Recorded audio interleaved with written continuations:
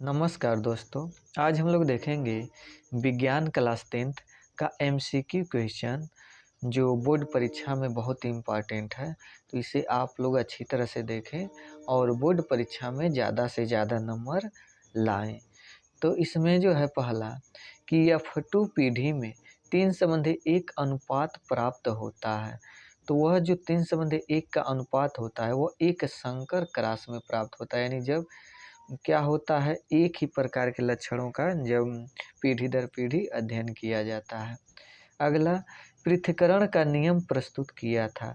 तो पृथक्करण का नियम मेंडल ने प्रस्तुत किया था। तो 41 जो है यहाँ पर यह सी ऑप्शन सही है, यानी जॉन ग्रेगर मेंडल।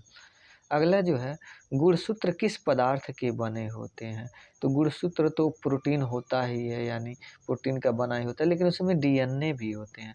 तो इसलिए ऑप्शन डी सही, यानी डीएनए और प्रोटीन। अगला जो है, मनुष्य के शुक्राणु में ऑप्टोसोम की संख्या कितनी होती है। तो वह जो होते हैं 44 होते हैं। ऑप्टोसोम की संख्या जो होती है वो 44 होती है। अगला जो है कि लक्षण जिनके जीन्स यक्ष गुणसूत्रों पर होते हैं कहलाते हैं, वो लिंग संलग्न कहलाते हैं। अगला जो है, जीवन की उत्पत्ति हुई। तो जीवन की उत्पत्ति सागर से हुई है।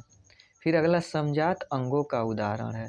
तो समजात का मतलब जो है अंग एक समान लेकिन कार्य जो होते हैं अलग अलग होते हैं, उसे समजात अंग कहते हैं। जैसे संरचना एक समान हो और कार्य अलग अलग हो तो समजात। तो हमारा हाथ तथा कुत्ते के अग्रपाद, तो यह जो है संरचना जो होती है बनावट एक समान होती है लेकिन अलग अलग, यानी हमारा हाथ है उन लोगों का पैर है। फिर हमारे दांत तथा हाथी के दांत, आलू एवं घास के ऊपरी भुस्तरी, यानी ऑप्शन डी, यानी सभी सही है। अगला जो है, निम्न में से कौन सा सही नहीं है। तो प्रकाश विद्युत चुंबकीय तरंग है, सही है। प्रकाश सीधी रेखा में चलती है, ये भी सही मालूम है सबको। प्रकाश अनुप्रस्थ तरंग है, तो ये भी सही है। फिर कह रहा अनुदैर्ध्य है, तो दोनों तो होगा नहीं, तो अनुदैर्ध्य तरंग नहीं है। तो यह ऑप्शन गलत है, यानी सही नहीं है वही पूछ रहा है, तो यह डी ऑप्शन।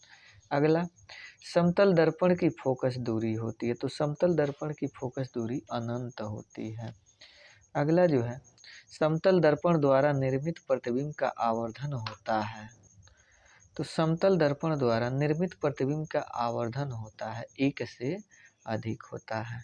फिर अगला जो है, यदि किसी वस्तु को एक दर्पण के सामने निकट रखने पर प्रतिबिंब सीधा बने किंतु दूर रखने पर उल्टा प्रतिबिंब बने तो वह दर्पण होता है, तो वह अवतल दर्पण होता है। यानी सामने निकट रखने पर सीधा बनता है और दूर ले जाने पर उसमें प्रतिबिंब उल्टा बनता है। अगला जो है, किसी अवतल दर्पण द्वारा आभासी सीधा तथा आवर्धित प्रतिबिंब बनता है तो वह वस्तु हो कहाँ पर रखाएगा। तो वह वस्तु ध्रुव व फोकस के बीच में रखा जाता है। फिर अगला, कि किसी बिंब का अवतल दर्पण द्वारा बना प्रतिबिंब आभासी सीधा तथा बिंब से बड़ा पाया गया है तो वस्तु की स्थिति कहाँ होनी चाहिए। तो वस्तु की स्थिति जो वह दर्पण के ध्रुव तथा मुख्य फोकस के बीच में होना चाहिए।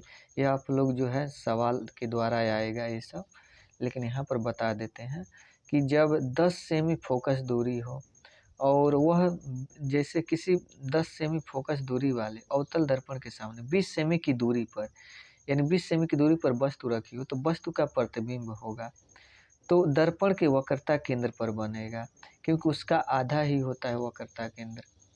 अगला जो है, एक अवतल दर्पण की वक्रता त्रिज्या 20 सेमी होती है तो फोकस दूरी 10 होगी, क्योंकि वक्रता त्रिज्या का आधा फोकस होता है। बिना सवाल लगाए आप लोग बता सकते हैं कि वक्रता त्रिज्या का आधा फोकस दूरी होता है, तो 10 एंसर।